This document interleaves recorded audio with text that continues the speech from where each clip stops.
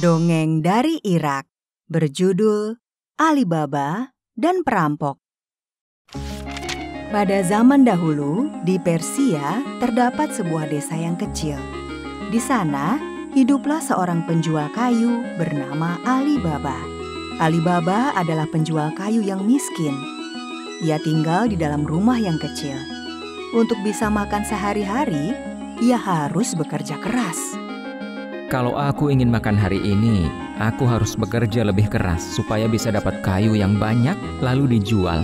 Dan uangnya bisa untuk membeli makan. Alibaba mempunyai kakak yang bernama Kasim. Kasim merupakan orang yang bergelimang harta. Ia sangat kaya. Hidupnya dipermudah dengan harta. Namun Kasim mempunyai sifat yang serakah. Uang sebanyak ini harus kuhabiskan untuk apa lagi? Terlalu banyak uang di dalam berangkasku. Bahkan sudah hampir penuh. Pada suatu hari, di siang yang cerah, Alibaba bersemangat mencari kayu di tengah hutan. Wah, tumben sekali banyak kayu. Rezeki untukku. Tiba-tiba Alibaba melihat segerombolan perampok yang sedang menyimpan harta di dalam gua. Apa bos yakin akan aman di sini? Ya, tenang saja. Tidak akan ada orang yang tahu mantra untuk membuka gua ini. Ketua perampok itu berdiri di depan pintu gua dan berteriak. Al-Kazam, buka! Pintu gua pun terbuka. Cepat, masukkan semua ke dalam gua ini sebelum ada yang melihat kita di sini. Siap, bos. Setelah sekelompok perampok itu memasukkan harta ke dalam gua, ketua perampok pun berteriak. Al-Kazam, tutup! Dan pintu gua itu kembali tertutup. Sekelompok perampok itu pun pergi. Perampok-perampok itu tidak menyadari bahwa sedari tadi ada seseorang yang memperhatikan mereka, yaitu Alibaba. Karena penasaran, Alibaba pun mendekat ke gua itu. Benarkah gua ini menyimpan harta para perampok itu? Coba aku ingat-ingat apa mantranya tadi ya. Al-Kazam, buka. Pintu gua pun terbuka. Alibaba masuk ke dalam gua. Ia pun melihat banyak harta yang disimpan para perampok di sana. Wah, ternyata mantranya berhasil. Dan wah, banyak sekali harta yang mereka simpan. Alibaba terbersit sebuah pikiran yang jahat. Jika harta ini aku ambil sedikit, pasti mereka tidak akan sadar karena jumlahnya sangat banyak. Tidak mungkin mereka bisa menghitungnya satu persatu. Tidak apa-apa kali ya? Tidak apa-apa. Sekali-kali, supaya aku tidak miskin lagi. Alibaba mengambil emas, kemudian keluar gua dan segera menutup gua itu.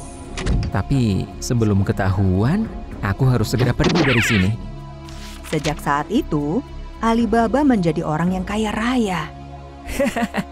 Aku sudah tidak lagi hidup miskin. Kini hidupku kaya raya. Berita Alibaba kaya mendadak pun tersebar luas. Hingga kakak Alibaba yaitu Kasim mendengarnya. Kasim pun segera menemui Alibaba dan menanyakan semuanya apa yang sebenarnya terjadi. Sebagai adik yang baik hati, Alibaba pun menceritakan semuanya kepada sang kakak. Di hutan itu ada gua yang selalu tertutup. Apabila seseorang mengucapkan mantra Al-Kazam, buka, maka gua itu bisa terbuka. Dan Al-Kazam, tutup, maka gua itu akan tertutup. Nah, di dalam gua itu ada banyak sekali harta yang disimpan oleh para perampok. Pantas saja. Terima kasih infonya, saudara. Setelah menemui Alibaba dan mengetahui ceritanya, Kasim pun mempunyai niat jahat. Bodoh sekali Alibaba. Ia hanya mengambil sebagian. Karena aku sudah diberitahu mantra untuk membuka gua itu, maka aku akan mengambil semua harta kekayaan itu. Dan aku akan semakin kaya raya. Kasim pun sampai di depan gua yang dimaksud. Al-Kazam, buka! Benar ternyata. Saat masuk ke dalam gua, pintu gua tertutup sendiri. Kasim pun terpukau melihat banyaknya harta memenuhi gua itu. Wah, benar apa yang dikatakan Alibaba. Semua di sini penuh dengan harta. Aku harus mengambil banyak. Setelah mengemas harta dan akan keluar, Kasim lupa dengan mantranya, sehingga ia terjebak di dalam gua. Apa ya? Apa mantranya? Aku tidak bisa mengingatnya. Sialan. Tiba-tiba, pintu gua itu terbuka. Alangkah senangnya Kasim.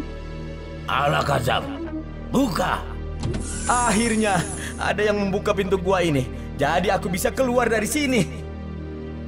Namun ternyata itu adalah segerombolan perampok. Kasim pun merasa ketakutan. Hei, maling.